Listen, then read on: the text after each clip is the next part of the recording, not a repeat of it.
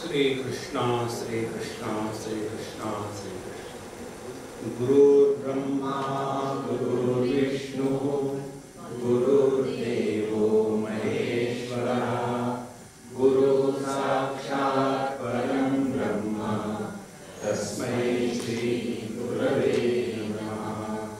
तस्मै श्री गुरवे नमः। पहले होती है आत्मख्याति। आत्मख्याति का तात्पर्य है हमने अपने स्वरूप को पहचान लिया कि हम पंचकोशों के परे हैं। हम पंचकोश नहीं है, हम पंचकोशों से माध्यम से प्रकट हो रहे हैं। ये होने के पश्चात दूसरी स्टेप आती है, मैं तो आत्मा हूं लेकिन बाकी के लोग क्या है। इन लोगों को क्यों समझ में नहीं आता कि मैं आत्मा हूं। तो जब तक के ये भ्रांति रहेगी तब तक के हम भटक रहे हैं। तो पहले आत्मख्याति और फिर यह जो अपना स्वरूप हमने अपने आप को निश्चित किया है, क्या ये स्वरूप सब में एक ही है कि सब में अलग अलग है। तो यह जो आत्म तत्व हमने पहचाना है, क्या वो पहचान ठीक है। जैसे क्लास में टीचर पढ़ाते हैं और पूछा भाई समझ में आया? हाँ समझ में आया। अब क्या समझ में आया will depend on what type of student he is. समझ में तो आया है लेकिन ठीक समझ में आया कि गलत समझ में आया। जैसे चार प्रकार के विद्यार्थियों की बात होती है। एक वो है कि जिसको जैसे बताया वैसे पहले ही सुनने में श्रवण में ग्रहण हो जाता है। दूसरा वो है उसको आधा समझ में आता है, आधा समझ में नहीं आता। तीसरा वो है उसको कुछ भी समझ में नहीं आता। और चौथा जो है उसको उल्टा समझ में आता है। तो ये जो चौथे कैटेगरी का विद्यार्थी है उसको पूछो समझ में आ गया? हाँ आत्मा, मैं तो हूँ आत्मा। कौन सा आत्मा? वहां से प्रारंभ होता है। इसीलिए इस मंत्र में कहा है आत्म संज्ञः शिवः शुद्धः एक एवाद्वय सदा। ये अनेक आत्मे नहीं है, सब में एक ही तत्व प्रकट हो रहा है। तो जो एक उपाधि से प्रकट हो रहा है वही सभी उपाधियों से प्रकट हो रहा है। इस प्रकार से जब हम अपने स्वरूप को पहचानते हैं तब उसको कहते हैं ब्रह्मात्मैक्य बोध। नहीं तो हम आत्मा बन जाते हैं और दुनिया को अनात्मा बना देते हैं। हम शुद्ध पवित्र बन जाते हैं और दुनिया को अपवित्र बना देते हैं, क्योंकि उसमें द्वैत की दुर्गंध बनी हुई है। इसलिए ब्रह्म रूपतया ब्रह्म केवलम प्रतिभासते। तो जो योग्य ज्ञान समझ है वो यही है कि यह आत्म तत्व एकमात्र है, इसके सिवा अन्य कुछ है ही नहीं। देखो महाराज, ये होने के पश्चात अब इसके सिवा अन्य कुछ है ही नहीं। हम तो देख रहे हैं लेकिन जगत है, ईश्वर है, दुनिया है, अच्छा है, बुरा है, उसका क्या हाल है। अब कहते हैं दूसरे मंत्र में जगत रूपतया पेतत् ब्रह्मैव प्रतिभासते विद्या विद्यादि भेदेन भावा भावादि भेदतः। जगत रूपतया अपि ब्रह्म एतत् प्रतिभासते। तो जिसको हम जगत कहते हैं वह परमात्मा ही है। देखो, जिसको हम आभूषण कहते हैं वह सुवर्ण ही है। जिसको हम मिट्टी के बर्तन कहते हैं वो मिट्टी ही है। देखो, जिसको हम कपड़ा कहते हैं वो धागा ही है। तो हुआ क्या, हमने धागे पर एक नाम चढ़ा दिया, रूप चढ़ा दिया। तो नाम रूप चढ़ाया तो धागे का कपड़ा बन गया। नाम रूप चढ़ा दिया तो मिट्टी का एक घड़ा बन गया। नाम रूप चढ़ा दिया तो सुवर्ण का एक आभूषण बन गया। इन सब में सत्य क्या है? क्या ऐसा कहेंगे कि भिन्न भिन्न आभूषणों में भिन्न भिन्न सोना होता है, ऐसा कहेंगे कि भिन्न भिन्न कपड़ों में भिन्न भिन्न धागे होते हैं, तत्व एक ही है। इसी प्रकार से इस जगत को जब हम ब्रह्मरूपतया ब्रह्म रूप से पहचान लेते हैं तो इसका अर्थ क्या होगा? हमने अपने को ब्रह्म रूप से पहचान लिया है और जगत को ब्रह्म रूप से पहचान लिया है, तब जाकर के हमारी समझ ठीक है। और जब जगत को हम परमात्मा स्वरूप से पहचान लेते हैं तो क्या होगा? जगत के प्रति किसी भी प्रकार की भोग बुद्धि नहीं होगी, किसी प्रकार की संग्रह बुद्धि नहीं होती है। हमारे मन में किसी वस्तु के प्राप्ति की इच्छा होती है जब वो वस्तु अपने से अन्य हो और जो वस्तु छोटी हो, अल्प हो। देखो, जैसे किसी दुकान में गए, वहां एक बहुत बढ़िया चित्र देखा और उस चित्र में अच्छा समुद्र है और बढ़िया बढ़िया बादल है, सूर्य का प्रकाश है और वहां से कोई पक्षियों की माला उड़ रही है और ऐसा चित्र देखा, हाँ कितना सुंदर है, इसको ले जाए घर में अपने दीवार पर लगा देंगे। लेकिन अपने यहाँ की दीवारें इतनी छोटी छोटी है, जगह कहाँ है लगाने? बाथरूम में लगाएंगे, ले जाएंगे। छोटी वस्तु के प्रति इच्छा होती है। अब दूसरी बात, आप असल में चले जाओ समुद्र के किनारे और वहां का सब नजारा देखो, कभी ऐसा मन में आता है क्या चलो समुद्र घर ले जाए? अपूर्ण में ही इच्छा होती है, पूर्ण में इच्छा नहीं होती। इसीलिए जब जगत को ब्रह्मरूपतया प्रतिभासते, जगत को जब हम ब्रह्म रूप से स्वीकार करेंगे तो जगत के प्रति इच्छा खत्म हो जाएगी। इसीलिए ध्यान से सुनना, अपना स्वरूप हमने यदि ठीक से निश्चित किया हो तो उसके क्या परिणाम हो गए? तो उसका पहला परिणाम ये होगा कि जगत के प्रति भोग बुद्धि समाप्त हो जाएगी और जहां भोग बुद्धि समाप्त हो जाएगी, इच्छाओं का साम्राज्य खत्म हो गया और जहां इच्छा रहित सत्ता है उसी को परमात्मा कहते हैं।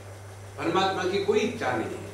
देखो, आप्त कामस्य का स्पृहा, इसीलिए ब्रह्म रूपतया एतत् ब्रह्मैव प्रतिभासते, जगत रूपतया एतत् ब्रह्मैव प्रतिभासते। तो जगत क्या है? जगत में 5 बातें हैं। जैसे आभूषणों में 3 बातें हैं। आभूषणों में 3 बातें क्या है? एक तो है सुवर्ण, एक है नाम, एक है रूप। अब इन तीनों में नाम, रूप और सुवर्ण, इसमें सत्य क्या है? तो सत्य है सुवर्ण, नाम रूप केवल उस सुवर्ण पर अध्यारोपित किए गए हैं। क्यों अध्यारोपित किए गए हैं? इसलिए कि उसको उपयोग में लाना है। ध्यान से सुनना, इसीलिए जब जब हमारे अंतःकरण में उपयोगिता प्रधान हो जाती है, वहां से संसार शुरू हो गया। जो वस्तु जैसी है उसको वैसे ग्रहण करो तो संसार नहीं। जहां किसी वस्तु को देखा, अरे ये अपने काम आएगी, ये चक्कू बड़ा अच्छा है, किसी की जेब काटने में क्या काम आ जाता है, तो वहां से संसार शुरू हो गया। इस प्रकार से जगत क्या है? अस्ति भाति प्रिय नाम रूप इति पंच अंशकम आद्यत्रयम ब्रह्म रूपम जगत रूपम ततो द्वयम। जगत में ये 5 बातें हैं, अस्ति भाति और प्रिय। अस्ति भाति प्रिय माने सच्चिदानंद, और नाम रूप ये 2 बातें। तो आद्यत्रयम ब्रह्म रूपम, तो प्रत्येक वस्तु की सत्ता, उसके बाद उसका भान, और तीसरी उसमें जो आनंद देने की क्षमता है, ये तीनों को मिला करके कहते हैं ये ब्रह्म रूप है। और नाम रूप जो है यही जगत है। इसीलिए पूरी की पूरी साधना अपने नाम रूप को मिटाने में है, नाम रूप पैदा करने में नहीं है। लेकिन आपको पता है ना, रिसेंटली सुप्रीम कोर्ट का जजमेंट आया कि लेडीज शादी के बाद अपना मिडिल नेम रख सकती है, she doesn't have to change it, तो फिर क्या हो जाएगा, बड़ा आनंद आएगा। एक है कल्पना, पहले थी कल्पना देशपांडे, सिंपल, फिर शादी हो गई कुलकर्णी से, कल्पना देशपांडे कुलकर्णी। अब उसकी जो लड़की हुई उसकी शादी हो गई खोबरागढ़े से, तो लड़की का नाम है महाकल्पना, तो Mahakalpana Kulkarni Deshpande Khobragade, 3rd generation 3G। उसके बाद चौथी पीढ़ी है आगे, तो उसमें इतने टाइटल हो जाएंगे कि इसमें पहला नाम कौन सा है पता ही नहीं चलेगा। यही नाम रूप का संसार है महाराज, पूरा जीवन केवल इसी में चला जाता है। इसीलिए हम चाहते हैं कि अपना नाम रूप बनाए रखें, यही तो माया है। यूपी में जाके देखो, चारों तरफ अपने स्टैचू बना के रखे, माया और किसको कहते हैं? अपने नाम को सार्थक किया है। और फिर रूप है, ये पुल अमुक अमुक ने इनॉग्रेट किया और वो पुल कभी बना ही नहीं। इसलिए जगत रूपतया ब्रह्म एवं प्रतिभासते, यदि इस नाम रूप को निकाल डाले तो हम केवल स्वरूप में स्थित है। अब देखो, ये अपना अनुभव नहीं है क्या? गहरी नींद में हम अपने नाम रूप का त्याग कर देते हैं, उस समय अपना अनुभव क्या है? आनंद ही आनंद। इसलिए जगत रूपतया अभी एतत् ब्रह्मैव प्रतिभासते, और विद्या अविद्यादि भेदेन भावा भावादि भेदतः। तो कैसे? जब यह जगत हमको अपूर्ण, अविद्या माने अपूर्णता, जब इस जगत को हम अपूर्णतया पहचानते हैं तब ये जगत है। जब इसको पूर्णतया पहचानते हैं तो ये ब्रह्म है। जब आप आभूषणों को नाम रूप के महात्म्य से पहचानो तो वो आभूषण है, लेकिन उन आभूषणों को यदि हम सुवर्ण की दृष्टि से पहचाने तो हमने पूर्ण पहचान लिया है। देखो, इसीलिए विद्या विद्यादि भेदतः और भावा भावादि भेदतः। तो यह जगत जो है हमको भाव अभाव के रूप में प्रकट हो रहा है। तो जो इस भाव में अस्तित्व है और जो इस जगत के अभाव को भी प्रकाशित कर रहा है, वह भाव अभाव के परे है, वही अपना स्वरूप है और वही जगत है। यही पूरा शास्त्रों का निचोड़ है। ईशावास्य में आता है, यस्मिन् सर्वाणि भूतानि आत्मा एव अभूत विजानतः तत्र को मोहः कशोकः एकत्वम् अनुपश्यतः। जब हमने ये पहचान लिया है कि यह संपूर्ण विश्व हमारा ही विस्तार है, तो अपने ही विस्तार को देख करके कोई परेशान होगा क्या? अपने ही विस्तार को देख करके प्रश्न भी नहीं आते। एक उदाहरण दूं आपको, एक सेंटीपेड था। सेंटीपेड को पता नहीं क्या कहते हैं हिंदी में, जिनके काफी पैर होते हैं ना, जैसे कीड़ा कैटरपिलर के जैसे चलता है, 100 पैर होते हैं उसके। और एक कौवा था। तो जब सेंटीपेड कहीं जा रही थी तो उधर से कौवा आया। कौवे ने पूछा, hi how are you? I am fine. And वो चल रही है। तो उसने पूछा कि तुमको देख के मुझे हमेशा एक बात मन में आती है, मेरे 2 पैर हैं, मुझे मालूम है मैंने एक पैर रखा, फिर दूसरा रखा, फिर पिछले पैर को उठा लिया, फिर इसको आगे रखा, फिर इसको उठा लिया पिछले पैर को, ऐसा मैं चलता हूँ। अब तुम्हारे 100 पैर है, तुम कैसा डिसाइड करती हो कि कौन सा पैर आगे जाना है, कौन सा पीछे होना है? अब वो सेंटीपेड आगे बढ़ ही नहीं सकती। तो विचार करना शुरू किया, सत्यानाश हो गया। पहले बढ़िया चल रही थी। इसीलिए महाराज, जब हम जगत को इस दृष्टि से देखते हैं कि होना न होना ये केवल अपना ही विस्तार है, तो जगत को जब आत्म रूप से पहचानते हैं तब हमने अपने को ब्रह्म रूप से पहचाना है। जगत को यदि अन्य रूप से पहचानते हैं तो हमने अपने आप को ब्रह्म रूप से नहीं पहचाना है। कि ब्रह्म या अनंत क्या होता है? अनंत वो है जो किसी को भी एक्सक्लूड नहीं कर सकता। देखो, हम न चाहते हुए भी परमात्मा है, हम नहीं मानते तो क्या फर्क पड़ता है? वो तो वही आप। देखो, कोई व्यक्ति, कोई समझो दिशा कहे कि मैं तो अपने को आकाश नहीं मानती, मैं तो दक्षिण दिशा ही हूं।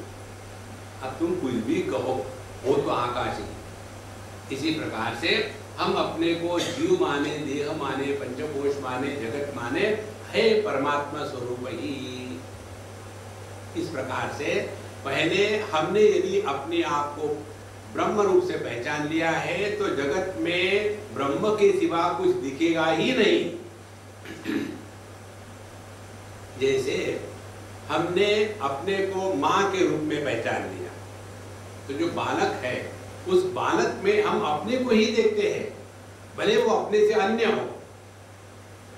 देखो, इसी प्रकार से जगत रूपतया पेतद ब्रह्मैव प्रतिभासते विद्या विद्यादि भेदेन और भावा भावादि भेदतः। ये हो गया, अपने को ब्रह्म स्वरूप से पहचान लिया तो दुनिया भी ब्रह्म है। देखो, तो फिर किस तत्र को मोहः क शोकः, फिर क्या शोक मोह होगा? अनंत में लाभ हानि समान होती है। अनंत में अपना पराया होता ही नहीं। ये जो समत्व है, ये समत्व 3 स्टेजेस में आता है इस ज्ञान के पश्चात। पहला समत्व व्यावहारिक है। व्यावहारिक है माने क्या? कि किसी को कुछ करने देना, किसी को कुछ नहीं करने देना, ये व्यवहार की योग्यता के अनुसार। देखो, जैसे कई बार हमको एक ने कहा करके कि स्वामी जी मैं आपको मदद करना चाहती हूँ, तो you tell me what I should do. मैंने कहा मैं बताता हूँ, लेकिन करोगी क्या? हाँ, तो चली जाओ यहाँ। जब ऐसा कहा, देखो हमको आपने ना कह दिया, तो व्यक्ति को व्यवहार में रहते समय ऐसे ही रहना पड़ता है कि जिसके द्वारा उसका भी भला हो और अपना भी सत्यानाश न हो, दोनों। जैसे छोटे बच्चे होते हैं ना, वो देखते हैं कि मम्मी बकेट उठा रही है, मैं भी उठाने चाहती हूँ, तो उसको एक छोटा सा गिलास दे देते, इसको तो उठाओ, काफी है इतना। पहले व्यावहारिक समता जो है वो समझदारी से होती है। दूसरी समता होती है मन के स्तर पर। जगत के कैसे भी अच्छे बुरे अनुभव आए तो भी अपने मन का संतुलन नहीं बिगड़ने देना। देखो, शीतोष्ण सुख दुखेषु जितात्मना, जीवन में आने वाले शीतोष्ण सुख दुख इत्यादि जो है, इसको लेकर के जितात्मना, जिसने अपने मन के संतुलन को बिगड़ने नहीं दिया, उसमें समत्व आ गया। तो पहले हो गए व्यावहारिक समत्व, दिखने के लिए वो विषम दिखेगा लेकिन होता है सम। दूसरा है मानसिक स्तर पर समत्व, और ये तीसरा जो है वो ये है कि जब अन्य कोई है ही नहीं तो विषमता आएगी कहां से? ये जो अंतिम समत्व है इसको कहते हैं निर्दोषम ही समम ब्रह्म तस्माते ब्रह्मणि स्थिताः। तो जैसे परमात्मा के लिए उदाहरण से ले लो, जैसे आकाश के लिए पूर्व पश्चिम उत्तर दक्षिण, इसमें कोई भेद नहीं है। इसी प्रकार से जिसने अपने स्वरूप में निष्ठा प्राप्त कर ली है उसके लिए जीव जगत ईश्वर इत्यादि भेद प्रतीत होते हुए भी वो अभावात्मक ही है। इसके पश्चात दूसरा संसार गुरु शिष्यादि भेदेन ब्रह्मैव प्रतिभासते ब्रह्मैव केवलम शुद्धम विद्यते तत्वदर्शने। गुरु शिष्यादि भेदेन ब्रह्म एव प्रतिभासते। श्रीमद् भागवत महापुराण में इस प्रकार का विचार आता है कि भगवान को इच्छा हुई कि मैं देखूं, तो भगवान की इच्छा के कारण आंखें प्रकट हुई। फिर भगवान को इच्छा हो गई कि मैं सुनूं, तो भगवान में एकदम श्रवण इंद्रिय प्रकट हो गया। तो ये संपूर्ण जो जगत है यह भगवान की इच्छा का ही विस्तार है। संकल्प किया परमात्मा ने, एक वो हम, मैं अकेला हूँ, बोर हो रहा हूँ, चलो गड़बड़ पैदा कर दे, टाइम पास हो जाएगा। और फिर बहुत श्याम, मैं अनेक हो जाऊं। तो यह संपूर्ण सृष्टि केवल संकल्प से ही बनी है, उसी का विस्तार है। इसी प्रकार से परमात्मा ने संकल्प किया कि मैं ज्ञान बांटूं, तो बन गए गुरु महाराज। उसी परमात्मा ने संकल्प किया कि मैं ज्ञान को बटोरूं, तो बन गए शिष्य महाराज। और बनने के बाद दोनों बनावटी, क्योंकि बन गए। फिर तुलसीदास जी कहते हैं कि कली युग में गुरु शिष्य के अज्ञान का हरण नहीं करता, उसके पर्स का हरण करता है। और कलियुग में जो शिष्य है वो गुरु को सिखाता है, उनसे कुछ सीखता नहीं। देखो ये हमारा अनुभव है, स्वामी आप ऐसा किया करो। तो इसमें से बचने के लिए करना क्या है, ध्यान से सुनना। जीवन में कभी भी किसी को भी सिखाने की, समझाने की गुरु पदवी को स्वीकार मत करना। गुरु शिष्य के रिश्ते में शिष्य का रोल महत्व का होता है, गुरु का नहीं। गुरु तो सबको बताते हैं, लेकिन सब में थोड़ी परिवर्तन आता है। देखो, we can take the horse to the waters, we can't make him drink। इसी प्रकार से गुरु शिष्य के रिश्ते में शिष्य की भूमिका ज्यादा रिस्पॉन्सिबिलिटी की है, गुरु की नहीं। कारण क्या है, बदलना किसको है? देखो दो प्रकार के संबंध होते हैं गुरु के साथ। एक होता है शिष्य का संबंध, एक होता है भगत का संबंध। तो जब शिष्य का संबंध होगा तो उसमें शिष्य अपने को बदलने का प्रयत्न कर रहा है, और भगत का संबंध होगा तो उसमें गुरु अपने को बदलने का प्रयत्न कर रहा है। देखो, जो गुरु का उद्धार करते हैं वो भगत होते हैं, और जो अपना उद्धार करते हैं वो शिष्य होते हैं। गुरु का कैसे उद्धार करते हैं? उनको हर क्षण पर परीक्षा देने को लगाते हैं। भूलना मत, आपने ही हमको पढ़ाया है, गुस्सा नहीं करना चाहिए। और ऐसी परिस्थिति निर्माण कर देंगे कि गुस्सा कर दिया कि देखो आपने तो गुस्सा किया, आप परीक्षा में फेल हो गए। देखो महाराज, इसलिए गुरु शिष्य दोनों ही रूप में एक ही परमात्मा प्रकट हुआ है।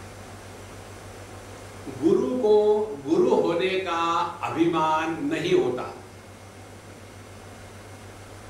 गुरु को यदि गुरु होने का अभिमान हुआ, उसके जीवन से रस खत्म हो जाएगा।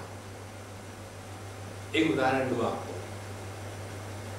दक्षिण अफ्रीका की बात है। वहां हम कहीं गए थे, उन्होंने 5 दिन में 5 उपनिषदों पर बोलने को बताया था, हमने आपको शायद बताया होगा। और कीशा, केना, कटम, कमांडो के 5 होने के पश्चात आखिरी दिन में जब एक अम्मा नमस्कार करने की आई तो कहती है कि स्वामी जी, पूरी जिंदगी में मैं पहली बार इतनी हंसी पिछले 5 दिनों में, और 25 साल से मैं वेदांत पढ़ रही हूँ, लेकिन कभी मालूम ही नहीं था कि वेदांत इतना आनंद प्रदान करने वाला है। ऐसा क्यों हुआ? हमने कहा तुमको पढ़ाने वाले दुखी हो गए। वहां बात खत्म हो गई। शाम को हम क्या खाना खाने गए, हमने कहा अच्छा आप क्या भिक्षा थे? बोले हाँ हमारे यहाँ। उन्होंने इंट्रोड्यूस किया, स्वामी जी ये हमारे पीपी है। तो उनसे नमस्कार चमत्कार हुआ। अब वो अपना खाना गर्म करने लग गए। फिर ये कहते स्वामी जी, मेरे वाइफ को पिछले 25 साल से मैंने ही वेदांत पढ़ाया। अब देखो, उस समय मुझे लगा कि सीता मैया कितनी भाग्यवान होगी। यदि मैं भी वैसे भाग्यवान हूँ तो जमीन मुझे निगल जाए, क्योंकि उनके यहाँ खाना खाना है और मैंने कहा कि तुमको पढ़ाने वाला दुखी होगा, वही सामने। और सच से दुखी होना स्वाभाविक है, शादीशुदा है, इस क्वालिफाइड। तो मैं रियली कभी हंस नहीं सकता, हमेशा गंभीर रहता। क्या कारण है ऐसा? उन्होंने कहा आपने पूछा, मैं बताता हूँ, लेकिन एक बात याद रखना, नो डिस्कशन नो आर्ग्यूमेंट, ये विषय खत्म होने के बाद खाने की बात करेंगे। बोले ठीक। हमने कहा आप गुरु बने हो, इसीलिए आपके जीवन से हल्का फुल्कापन निकल गया है। गुरु माने भारी, गुरुत्वाकर्षण शक्ति भारी। गुरु होने के बाद कैसा हंसेंगे, कैसा खेलेंगे। गुरु तो वो होता है कि जो स्टैचू के जैसा ऐसा बैठा है कि भगवान क्यों मेरे पास शिष्य भेजे। तो गुरु का तात्पर्य हम अपने आप को बहुत ऊंचे चढ़ा के रखते हैं। भगवान रामकृष्ण कहते थे बहुत सिंपल बात, जीवन में कभी भी ये मत भूलना कि हम साधक हैं। साधक बन के रहोगे तो सीखने की प्रक्रिया बंद नहीं होगी, और साधक नहीं बनेगा, यदि न बन करके गुरु बन गए तो सीखने की प्रक्रिया बंद हो जाती है। मुझे सब मालूम है, मुझे क्या पढ़ना है। देखो, एक हमारे मित्र हैं, उन्होंने ये पोजीशन ले ली। तो स्वामी जी मैं आपको ये बताऊंगा, आप ऐसा क्या करो, ऐसा क्या करो, ठीक है। और फिर बोले ये पढ़ने बिढ़ने से कुछ नहीं होता, लेक्चर से कुछ नहीं होता, आपको तो जब तक के कुंडलिनी जागृत नहीं होगी तब आपको देखो कितना आनंद आता है अंदर से। और फिर इस प्रकार से बैठा करो, ये जब कि दूसरे सब जब छोड़ दो, यही सिद्ध मंत्र है। और ये मंत्र उनको मिला है कि जिन्होंने भगवान को साक्षात देखा है। देखो किस प्रकार से व्यक्ति इसमें फंस जाता है, और हर एक को जाकर के यही बात कहेंगे। फिर नेट हो गया, जैसे वो आते गुरु आया भागो, नहीं तो पकड़ पकड़ के परेशान करेगा। इसीलिए कभी भी जीवन में गुरु का रोल नहीं लेना है। एक ही परमात्मा नाटक कर रहा है। देखो अपने यहाँ देखो, नाटक ही तो कर रहा है। मैं बोल रहा हूँ ये नाटक है और आप सुन रहे हो करना। और सबसे बढ़िया बात है ये नाट्य गृह में ही चल रहा है। और बढ़िया बात क्या हो सकती है? गुरु शिष्यादि भेदेन ब्रह्म एव प्रतिभासते, के ब्रह्मैव केवलम शुद्धम विद्यते तत्व दर्शने। जिसने तत्व दर्शन कर लिया है, तत्व दर्शन माने ध्यान से सुनना, तत्व में कोई आकार नहीं होता, ये सिद्धांत पकड़ लो। जिसमें आकार होगा उसमें विकार होगा, जिसमें विकार होगा उसमें प्रकार होगा, जिसमें प्रकार होगा उसमें संस्कार होगा, जिसमें संस्कार होगा उसमें अहंकार होगा। जहां अहंकार होगा वहां दुख की परंपरा शुरू हो जाएगी। देखो तत्व में आकार नहीं है। जैसे समझो हम सुवर्ण की बात ले लें, तो जब हम सुवर्ण के गुण पढ़ते हैं केमिस्ट्री में, उसमें ये आता है क्या कि सुवर्ण का आकार अमुक अमुक है, बाकी के सब क्वालिटीज आ जाते हैं। टेंसाइल पावर कितनी है, कंडक्टिविटी कितनी है, स्पेसिफिक ग्रेविटी कितनी, सब कुछ आ जाता है। लेकिन सुवर्ण का आकार अमुक अमुक है ये कभी नहीं आता, क्योंकि तत्व का आकार नहीं होता। देखो केवल सूक्ष्म चिंतन करने से बात ग्रहण हो जाती है। जब हम अपने आप को देह से अन्य समझते हैं, जीव, तो ये जीव का कुछ आकार हो सकता है क्या? अन्यथा एक जीव हाथी था और मर गया, और उसके कर्मों के अनुसार उसका अगला जन्म मच्छर का होना था। और वो इतना बड़ा साइज का हाथी साइज जीव मच्छर के अंदर जाएगा तो मच्छर तो फट के मर जाएगा। देखो, जीव का कोई आकार नहीं। प्रकाश, प्रकाश का कौन सा आकार है? जो सभी आकार को धारण कर सकता है उसका अपना कोई आकार नहीं होता। देखो, इसीलिए ब्रह्म रूपतया केवलम विद्यते शुद्धम, यह केवल परमात्मा मात्र बचा रहता है, यही है तत्व दर्शन। तो पूरी की पूरी साधना क्या हो गई? अब इस तत्व को ग्रहण करने के लिए अपने मन को परमात्मा में डिसॉल्व कर दे। मन को परमात्मा में डिसॉल्व करना माने क्या? जैसे आप तैर रहे हो समुद्र पर, तो जब ऊपर होगे तो ऊपर की लहरें आपको ऊपर नीचे करकरा करके परेशान कर देंगी, और उसी स्थान पर जहां आप समुद्र में लहरों के कारण परेशान हो रहे थे, थोड़ी गहराई में चले जाओ तो वहां एक भी लहर नहीं होगी। यही सिद्धांत आध्यात्मिक साधना का है। लहरें कहाँ है? जगत के नाम रूप की लहरें हैं। नाम रूप अनेक है, वहां से हट करके मन में आए। मन में वृत्तियां अनेक है, इन वृत्तियों के प्रति एकदम उपेक्षा, इंडिफरेंस। तो हम वृत्तियों से हट करके मन में अब जो वृत्ति रहित है, वृत्ति रहित मन को ही चैतन्य कहते हैं। इस प्रकार से तत्व दर्शने, तो जो व्यक्ति अपने इस गहराई में रहता है, तत्व के साथ एक होकर के रहता है, उसको जगत के प्रति ना आकर्षण है, ना द्वेष है, ना अपना है, ना पराया है, और फिर उसमें सहज शांति प्रकट हो जाती है। देखो महाराज, इधर ध्यान रखना, हमने आपको कई बार बताया है, हम अपने आप से कम बोले। जो व्यक्ति अपने आप से नॉन स्टॉप बोलता है, वो अंदर से जैसे कोई डैम हो, वो फूट गया तो कैसे एकदम पानी जोर से बाहर आ जाता है, इसी प्रकार से जो व्यक्ति नॉन स्टॉप अंदर में बोलते रहता है, सामने कोई मिला कि उसका डैम बर्स्ट हो गया, और फिर जो शुरू हो जाता है, बंद होने का सवाल ही नहीं। इसीलिए अपने अंदर में एकदम शांत,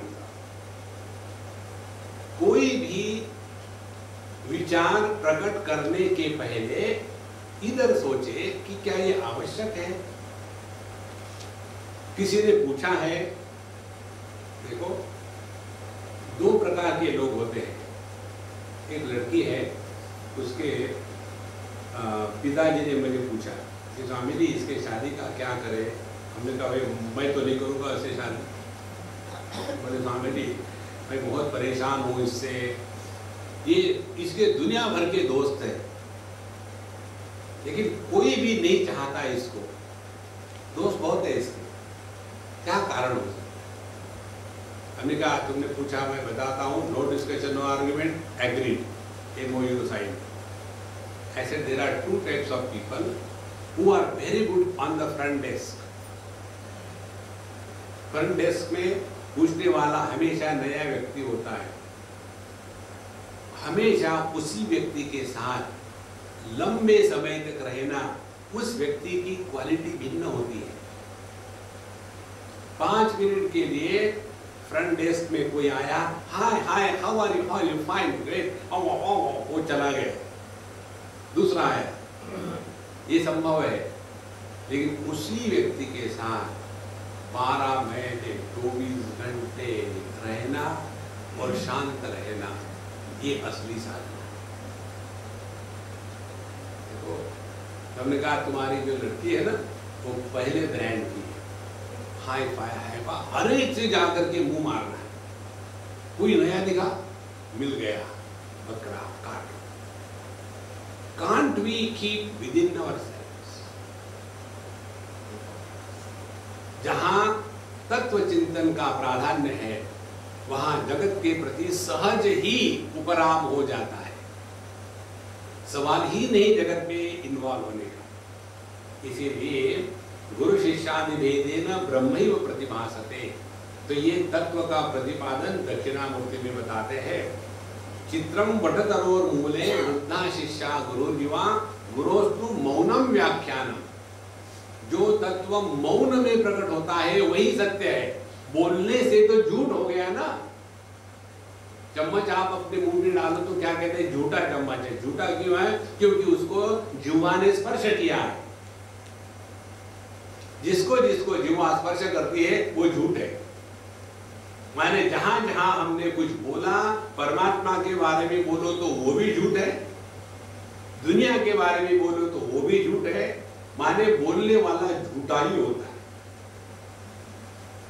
तो इसीलिए गुरु शिष्यादि भेदेन, तो एक ही तत्व ये नाटक कर रहा है।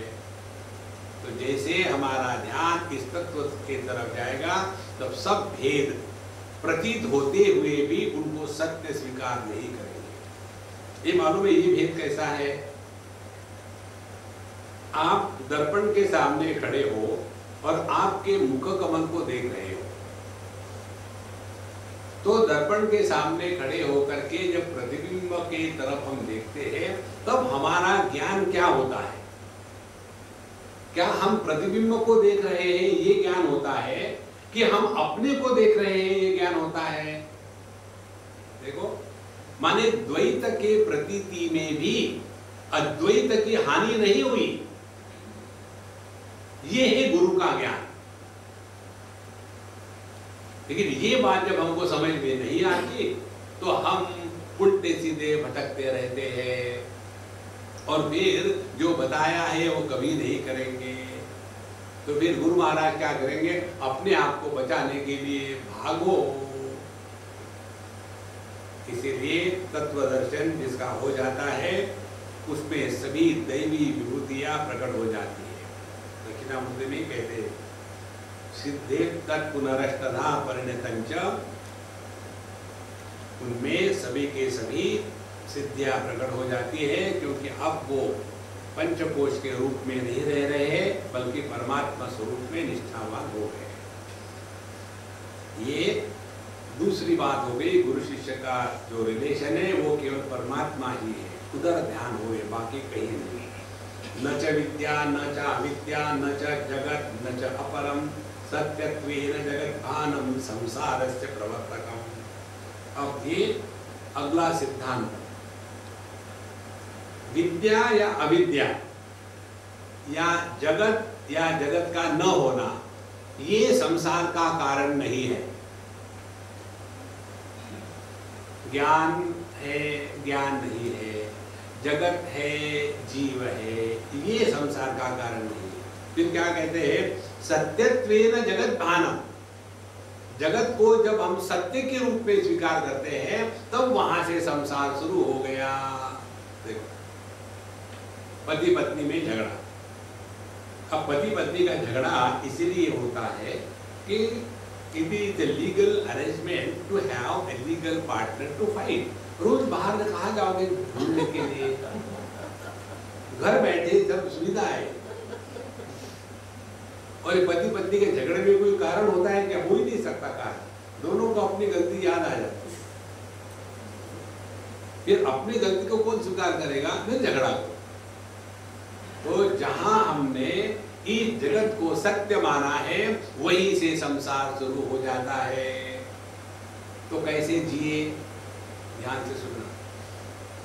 इस जगत में हम अपने ही मुख से दुनिया को बताते हैं कि हम क्या हैं। एक आपको उदाहरण दूंगा। मैंने एक मेरे दोस्त को कहा कि देखो, मैंने आज तक किसको नहीं बताया, तुमको ही बता रहा हूं कि तुम मेरे बड़े प्यारे दोस्त हो। क्या है? देखो, मैंने 2 खून किए। किसी को पता नहीं, किसी को मत बताना। बिल्कुल, तुम मेरे प्यारे दोस्त हो इसलिए तुमको बताया। नहीं नहीं नहीं, तुम्हारे इसको बताया। उसको भी एक स्पेशल दोस्त होता है। वो कहता है देखो तुमको पता रखो, अपने स्वामी जी है ना सुपारी के व्यापारी, अब उसका भी एक दोस्त होता है। ऐसे दोस्ती का चक्कर होकर के एक मेरा दोस्त निकला और वो कहते हैं स्वामी जी उसको बताना मत, लेकिन आपके बारे में मैंने ऐसी बातें सुनी है कि आपने 2 कत्ल किए हैं। तुमको कैसे पता चला? सब दुनिया को मालूम है। अब उसका ओरिजिन कहां से हुआ? अपने से। देखो, इसीलिए एक सिद्धांत, जगत में सबको सब बातें बताना आवश्यक नहीं होती। Keep your mouth shut, there is no need to tell everything to everybody in the world, अन्यथा संसार निर्माण हो जाएगा। इसका आपको एक उदाहरण देता हूं। एक दक्षिणी कन्या, अभी वो माँ है 2 बच्चों की, 2 या 3 है पता नहीं है, उस समय मैंने 2.5 तो देखे थे। तो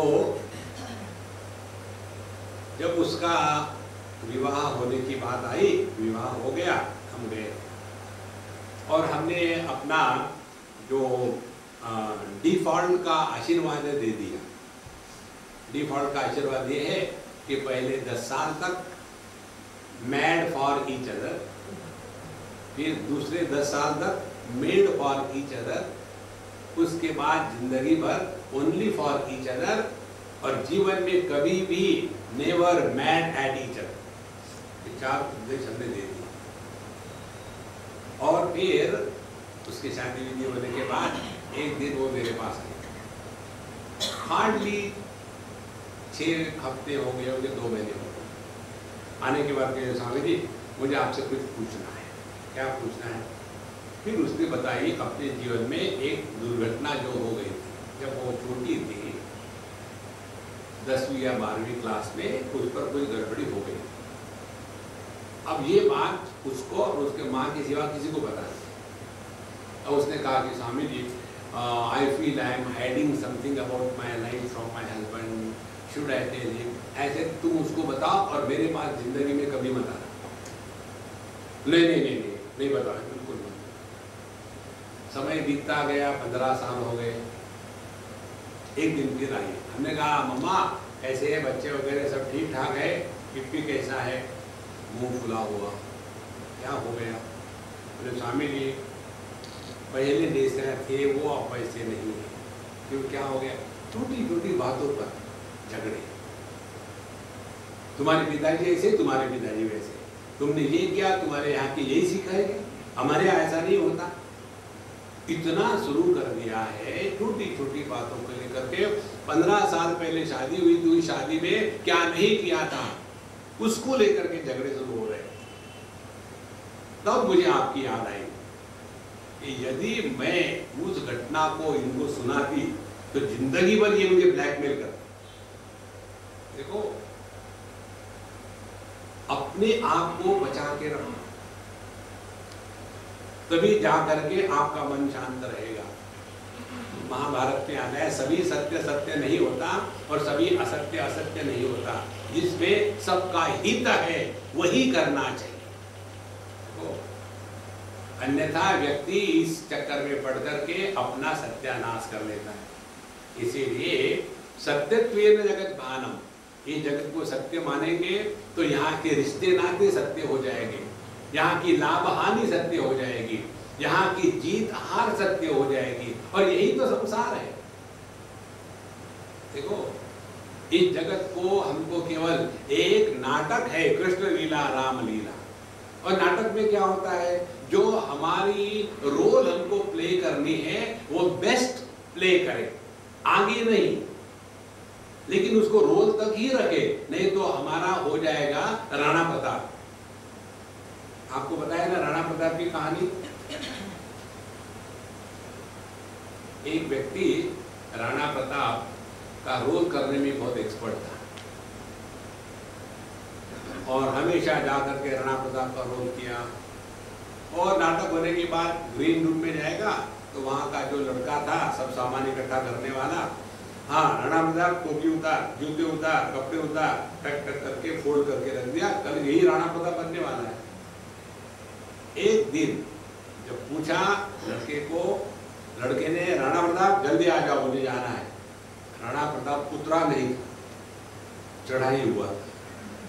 राणा प्रताप को ऐसा कहता एक लगाई, तो लड़का कहता राणा प्रताप को क्या हो गया, और अपना वो भाला लेकर के बाहर ठाक ठाक करके राणा प्रताप, और सामने बस आके खड़ी हो गई। राणा प्रताप को लगा कि मेरे लिए बस आ गया, असल में वो था बस स्टॉप, तो ये चढ़ गए बस में।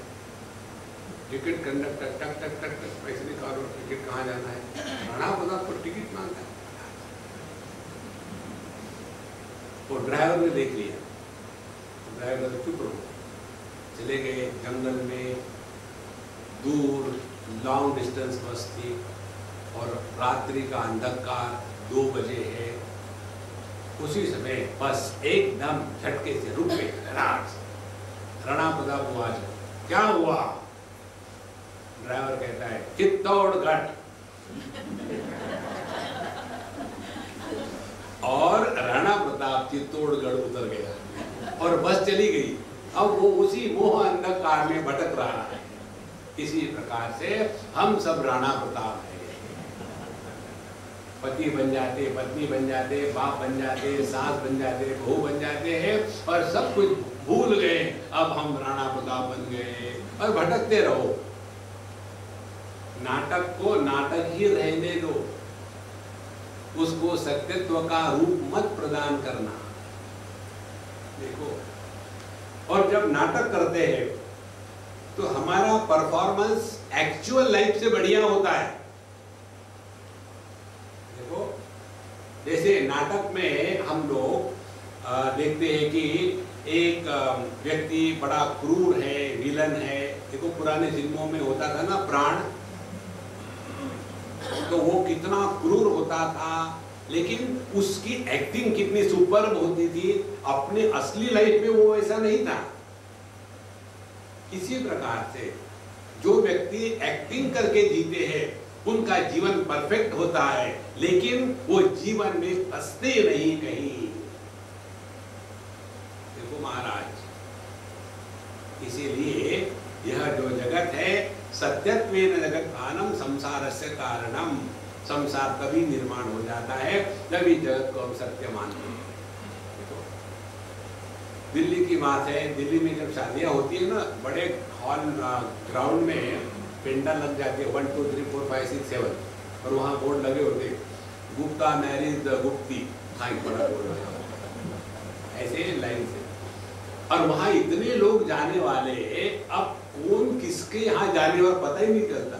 तो उसमें ऐसे अनेक होते हैं कि वो बढ़िया कपड़े पहन के चले जाएंगे, फ्री में खाना मिलता है बढ़िया, यहाँ गए कभी यहाँ गए तो खा के आ गए। तो पहली शादी हो गई, वो लोग निकलना ही है, तब तक के वहां का डेकोरेशन वगैरह हटा करके दूसरा डेकोरेशन फिट हो गया। यही तो संसार है महाराज, डोंट टेक इट सीरियसली। जब इस प्रकार से रहेंगे कि यह जगत को सत्य माना है, इसी को संसार कहते हैं।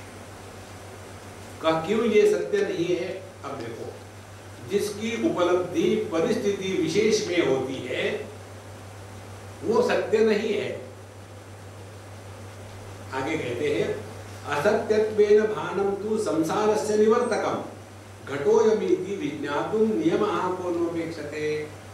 अब इसमें बताते हैं, इस जगत को यदि हमने असत्य माना है, असत्य का तात्पर्य क्या है कि जो रहते हुए भी, जो दिखते हुए भी नहीं होता।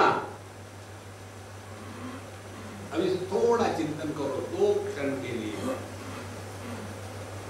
जितना भी हमारा अनुभव होता है वो केवल मन में होता है, इंद्रियों में अनुभव नहीं होता, देह में अनुभव नहीं होता।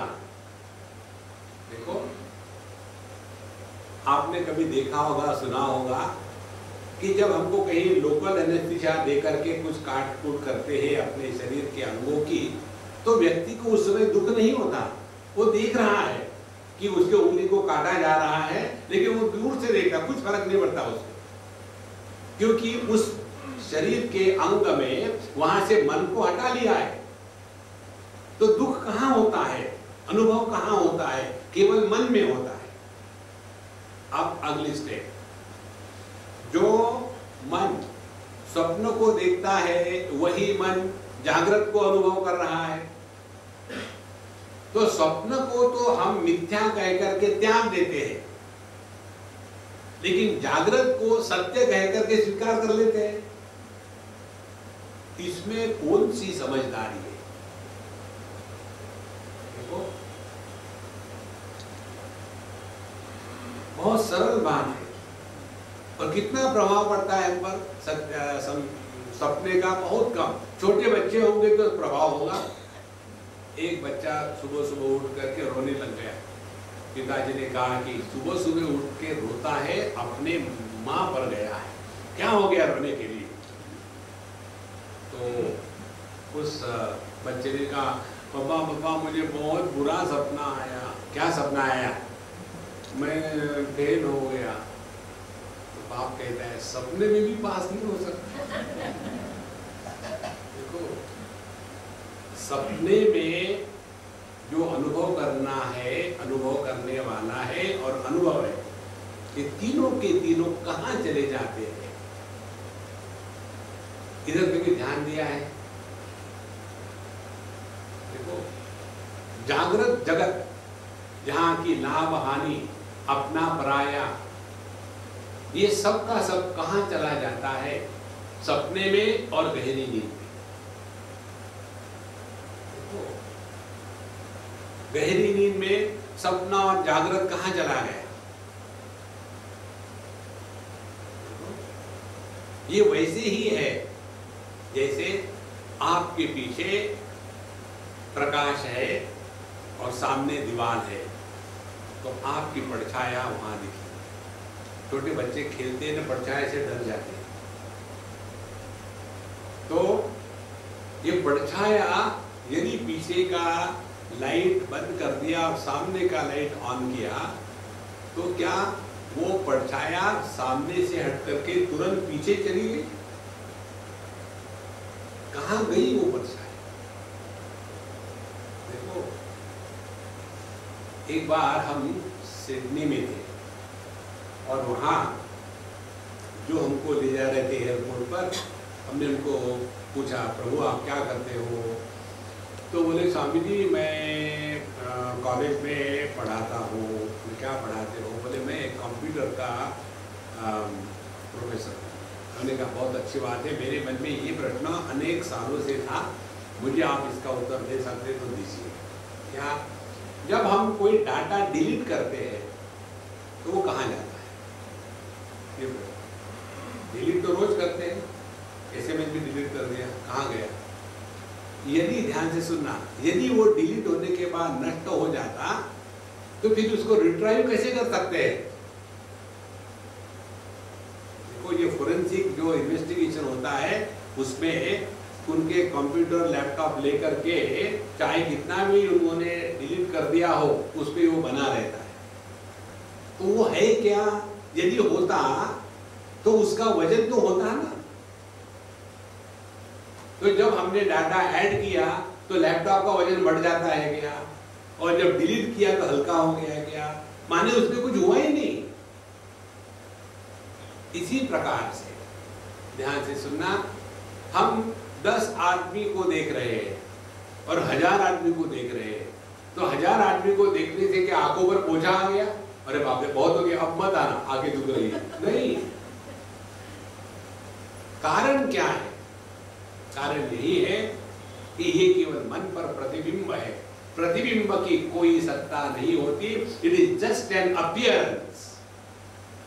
देखो, जितना सूक्ष्मता से इस पर विचार करो तो पता चलेगा कि मैं नाम की कोई वस्तु है ही नहीं, परमात्मा मात्र है।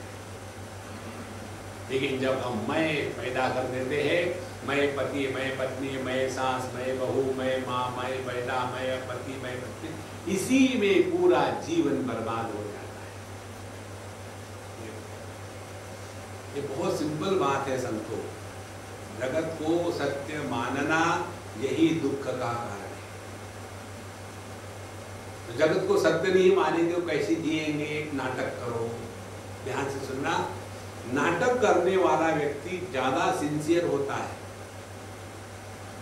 क्योंकि उस नाटक करने पर ही उसकी दाल रोटी डिपेंडेंट है। और नाटक जो करता है वो एक्सपर्ट होता है, ही इज केपेबल। एक क्षण में रो सकता है, दूसरे क्षण में रुला सकता है।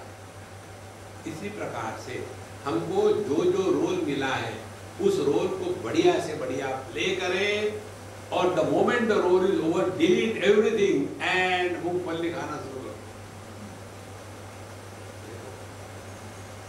आध्यात्मिक साधना इतनी ही है।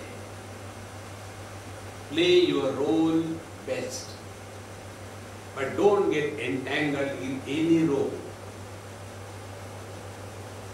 लेकिन हम पर एक बार सांस चढ़ गई, बहू चढ़ गई, ऑफिसर चढ़ गया, अमीरी चढ़ गई, तो हो गया हमारा राणा प्रताप। जिंदगी भर भटकते रहेंगे और दुखी होते रहेंगे।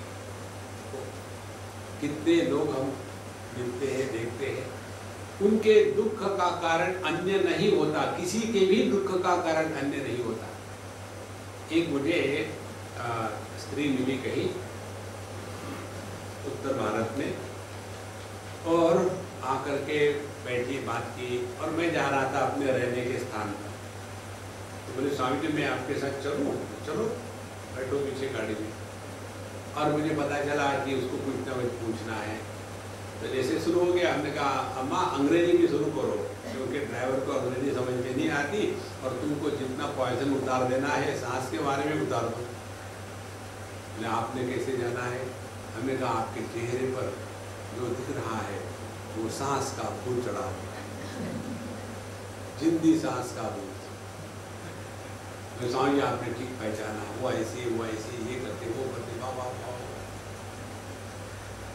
अच्छा तो सुन लिया मैंने, तब तक मेरा स्थान आ गया, जब मैंने सुन लिया ठीक अरे की बेटा, और मैं चला।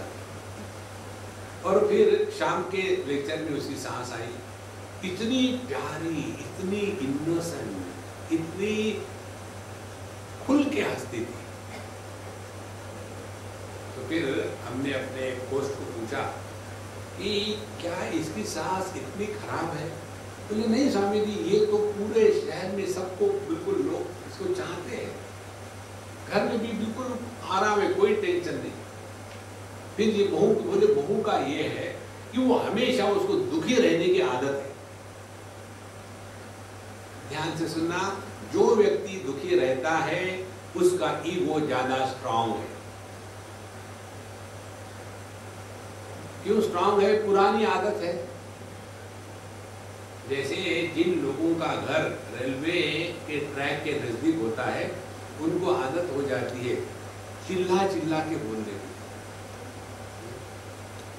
भाभी जी आप जो धीरे से सामने खड़ा हो, चिल्लाने की कोई जरूरत है? उनको समझ में नहीं आता कि वो बहुत चिल्ला के बोल रहे हैं। कई बार जब फोन पर लोग बोलते हैं ना, तो फोन आप दूसरे कमरे में तो सुन सकते हैं, इतना जोर से आदत। इसी प्रकार से जो मनुष्य जन्म लेने के पहले नरक में थे, उनको दुखी होने की आदत पड़ जाती है, क्योंकि नरक में आनंद थोड़ी होता है। इसीलिए इस दुनिया में आने के बाद जो हमेशा दुखी रहता है, समझ लेना लास्ट एड्रेस। और जो स्वर्ग में था एकदम आनंद ही आनंद, मस्ती ही मस्ती। देखो झोपड़पट्टी में रोड साइड में रहने वाले जो बच्चे हैं, उनका जीवन का प्रवाह देखो, और जो बड़े कंफर्टेबल रहते हैं, घर में शांति है, प्रेम है, किसी चीज का दारिद्र्य नहीं है, सब में समझ है, उस व्यक्ति का चरित्र देखो, बहुत फर्क पड़ता है। इसलिए किसी भी प्रकार से इस दुनिया को सत्य के रूप में ग्रहण नहीं करना है। हमको जो जो करना है बढ़िया से बढ़िया करो, नहीं कर सकते तो बाथरूम चले जाओ, कोई जरूरत नहीं हर चीज करने की। तो असत्य न भानम तो संसारस्य निवर्तकम। तो जहां हमने जगत को सीरियसली नहीं लिया, जगत आपको परेशान नहीं करेगा। देखो आप लोगों में ये होगा, कई बार क्या हो जाता है, 2 4 10 दोस्तों की जो मंडली होती है ना, उसमें एक आध ऐसा होता है कि जिसको सभी everybody takes him for a ride, जितने जो काटने हो, जितने बेवकूफ़ी कहने हो, उस व्यक्ति को ही कहते हैं।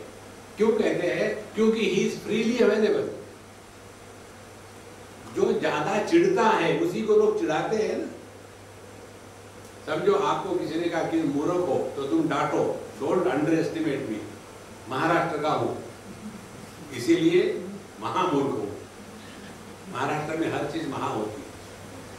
गुंडागर्दी महागुंडा, सुपारी का व्यापारी महासुपारी का। इसीलिए असत्यत्वेन भानम तु संसारस्य निवर्तकम्, डोंट टेक इट सीरियसली। अब अपने स्वरूप को पहचानना, इसके लिए कौन सी साधना करोगे? देखो ये जो साधना करने वाले होते हैं ना, सबसे दुखी होते हैं। साधना के चक्कर में मत पड़ना। क्या कहते हैं? घटो यमिति विज्ञातुम नियमः कोऽन्वपेक्षते। ये जानने के लिए, जैसे आपके सामने से पता नहीं कैसा दिखता है, समझो ये आपको सामने से लाल कपड़ा दिख रहा है, तो ये कपड़ा लाल है, ये जानने के लिए कौन सी साधना करोगे? कर्मयोग, प्राणायाम, देखो नहीं दान धर्म करना है, नहीं भगवान का जप करना है, हरे कृष्ण कृष्ण कृष्ण हरे हरे, अड़क गया हरे हरे हरे राम राम हरे।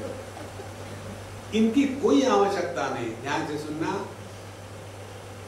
जो है वो बताना और उसको स्वीकार करना, इसके लिए किसी भी साधन की आवश्यकता नहीं होती। इसलिए उदाहरण देते हैं, अयम घटः इति, यह मटका है। अब ये जानने के लिए कौन से नियम की आवश्यकता है? देखो स्नान किया गया, नहीं तुमको नहीं समझ में आएगा कि ये मटका है। एकादशी करी क्या? नहीं, फिर तुमको नहीं समझ में आएगा ये मटका है। कोई भी नियमों की आवश्यकता नहीं होती। आवश्यकता किसकी होती है? कहते हैं बिना प्रमाण सुष्ठुत्वम यस्मिन् सति पदार्थधि। यदि आपके पास योग्य प्रमाण है तब आपको वस्तु का ज्ञान यथार्थ हो सकता है। देखो एक बार किसी के यहाँ गए थे हम गांव में, तो उनके यहाँ उनकी बूढ़ी माँ थी। तो जैसे हम बात करके घुस रहे थे तो उस माँ ने कहा अपने बेटे को, बेटा भी बूढ़ा ही था, कि देखो वो अपने टीवी वाले स्वामी जी का इस समय तो नहीं होता ना प्रोग्राम, कैसे आ रही उनकी आवाज? बोले नहीं वो अपने घर में आ गए। अच्छा इधर ले आओ। तो मैं गया, वो खटिया पर बैठी हुई थी। मैं अंदर जाने के बाद भी उसने मेरे तरफ नहीं देखा। मैंने अम्मा कैसी हो? अरे हाँ आप तो वही हो, आ जाओ मेरे पास आ जाओ, आंखें खुली है। फिर मैं जाके नीचे बैठा, बूढ़ी थी, सब पूरे शरीर सूखा सूखा हो गया। फिर उन्होंने मेरे सर पर हाथ रखा, और चश्मा भी है आपको, और दाढ़ी भी है, काली है कि सफेद है?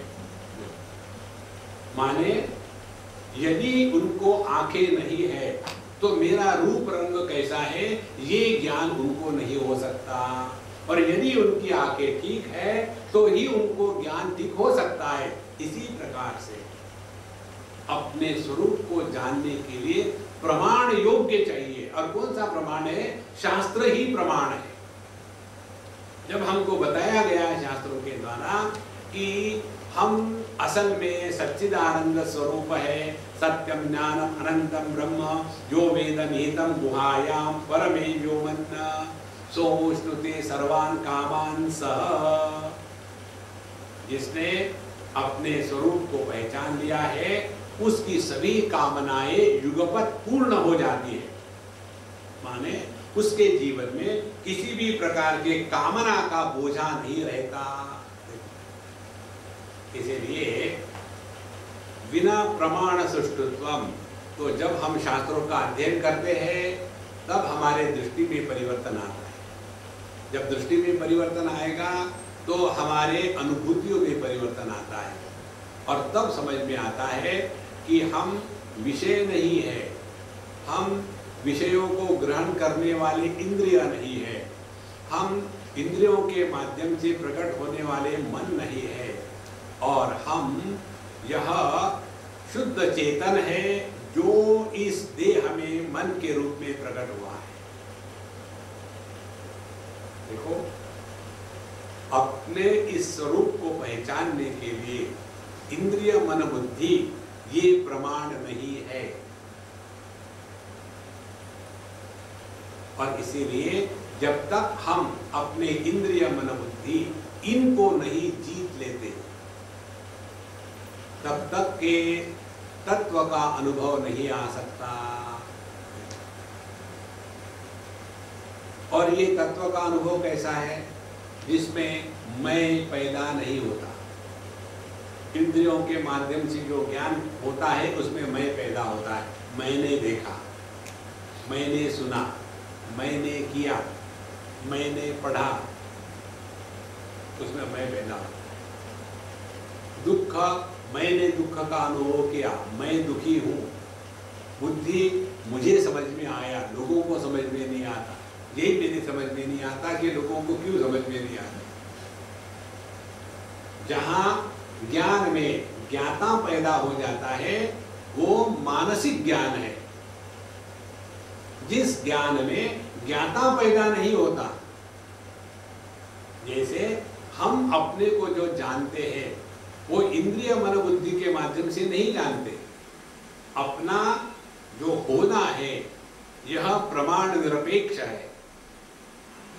तो जब सभी प्रमाणों का त्याग कर दिया और शास्त्र प्रमाण के अनुसार अपने को पहचाना, तभी जाकर के हमको अपने स्वरूप का ज्ञान होगा। इसीलिए कहा है कि बिना प्रमाण सुष्ठुत्वम घटोजमिति विज्ञातुम को नियमहान्वपेक्षते। यदि आपके प्रमाण ठीक है तो कोई नियम की आवश्यकता नहीं है। कहते यस्मिन् सति, और जब हमारे प्रमाण ठीक है तो उसी समय हमको पदार्थ दी। पद का अर्थ क्या है? जब कहते हैं मैं, इस मैं शब्द का अर्थ क्या है? यह अज्ञानी को भिन्न समझ में आता है और ज्ञानी को भिन्न समझ में आता है। अज्ञानी जब मैं कहता है तो उसके कितने अर्थ होते हैं? मैं पति, मैं पत्नी, मैं भाई, मैं बहन, उसके बाद मैं अमीर, मैं गरीब, मैं स्वस्थ, मैं अस्वस्थ, मैं देह, मैं स्त्री, मैं पुरुष, मैं सुखी, मैं दुखी, मैं सक्सेसफुल, मैं। अरे बाबा तुम कौन हो? अंदर में तो पोल्ट्री फार्म हो गया है। कौन हो तुम? इतने सारे। देखो, जब तक कि इस मैं का योग्य निर्णय नहीं होगा तब तक के हम इसी कानन में भटकते रहेंगे। इसलिए बिना प्रमाण सुष्ठुत्वम यस्मिन् सति पदार्थति अयम आत्मा नित्य सिद्धः प्रमाणे सति भासते। अपना जो स्वरूप है नित्य सिद्ध है। अपने होने का भान कभी प्रारंभ नहीं हुआ। अपने होने में किसी प्रकार के विकारों का प्रभाव नहीं हुआ। हम जो के त्यों हैं, और हमने कभी अपनी मृत्यु का अनुभव नहीं किया, और हम कभी भी अपने अभाव का अनुभव नहीं कर सकते। यही है नित्य सिद्ध। जागृत जगत की अनुभूतियां आती है, चली जाती है, रहती नहीं। स्वप्न आता है, चला जाता है। सुषुप्ति आती है, चली जाती है। समाधि लगती है, टूटती है। लेकिन इन सब में जो एक अखंड नित्य सिद्ध तत्व है, अयम आत्मा नित्य सिद्धः प्रमाणे सति भासते। यदि हमने योग्य प्रमाणों का आधार लिया तो पहले अपने आप को शास्त्र के अध्ययन के लिए लायक अधिकारी बनाए। विवेक, वैराग्य, समाधि, षडक संपत्ति, मुमुक्षुत्वम च इति। और वो होने के पश्चात दूसरी बात आ जाती है कि हमें इस तत्व को पहचानने के लिए शास्त्रों का अध्ययन करना है, और शास्त्रों के अध्ययन से हमारी जो अपने बारे में गलत धारणाएं हैं उनका त्याग करना, और जो तत्व का प्रतिपादन शास्त्रों में बताया है उसको ग्रहण करना। ये जब होगा प्रमाणे सती भासते, तब हमको अपने होने में कोई भी संदेह नहीं रहेगा। जहां हमने अपने स्वरूप को पहचान लिया है, क्या क्या होगा जीवन में? पहली बात, इच्छाओं का साम्राज्य समाप्त हो जाएगा, दुखी होने की झंझट खत्म हो जाएगी, मृत्यु का भय नष्ट हो जाएगा। तीन बातें होंगी, और उसके पश्चात जीवन अपने माध्यम से प्रकट होगा। इसीलिए महात्मा माने कौन और जीवात्मा माने कौन? जीवात्मा माने जो पंचकोशों के माध्यम से प्रकट होकर के उनके प्रभाव में आता है, वो जीवात्मा। और यही जीवात्मा योग्य साधना के द्वारा, योग्य प्रमाणों के निर्णयों के द्वारा जब अपने माध्यम से, पंचकोशों के माध्यम से परमात्मा को प्रकट होने देता है, तो उसको महात्मा कहते हैं। देह वही रहता है, देह में कोई परिवर्तन नहीं। देखो, जैसे अपने सरदार जी, पहले वो एक नागरिक, तो उनका एक ही वोट, अब वो बन गए प्राइम मिनिस्टर। अब वही देह है, लेकिन उनके माध्यम से पूरा भारतवर्ष प्रकट हो रहा है। इसीलिए हम मिनी और मोस्टर करने वाले। देखो, जैसे ये बात स्पष्ट हो जाएगी हृदय में, तब अपने माध्यम से परमात्मा को प्रकट होने का मौका देना, ये हमारे साध्य का, साधना का साध्य है, लक्ष्य है। इसलिए भगवान के प्राप्ति के चक्कर में मत पड़ना, प्रभु को अपने माध्यम से प्रकट होने देना। और भगवान का प्राकट्य होता है आनंद रूप से। देखो, भक्ति शास्त्र में यही बताते हैं, विष्णु हो विस्मृति दुखम, भगवान की विस्मृति को ही दुख कहते हैं, क्योंकि भगवान आनंद स्वरूप है। आनंद की विस्मृति हो गई तो दुख प्रारंभ हो गया। इस प्रकार से जब हम अपने इस नित्य सिद्ध स्वरूप को पहचानेंगे, तभी जाकर के हमने योग्य प्रकार से शास्त्रों के अनुसार जीवन को चलाया है। और इसके लिए अब आगे जहां हम फंसे हैं साधना के नाम पर, उसका निर्णय लेंगे। अभी एक मंत्र पढ़ते हैं, उसका विचार कर करेंगे। कहते हैं, न देशम नापि कालम वा न शुद्धिम वाप्यपेक्षते देवदत्तो हमित्येतद् विज्ञानम निरपेक्षकम। तो इस परमात्मा का ज्ञान होने के लिए किसी देश, काल, वस्तु, व्यक्ति, परिस्थिति, शुद्धि, स्नान, संध्या, इसकी कोई आवश्यकता नहीं होती। अच्छा हो गया बताया, कल से मैं नहाने का चक्कर भी खत्म हो गया।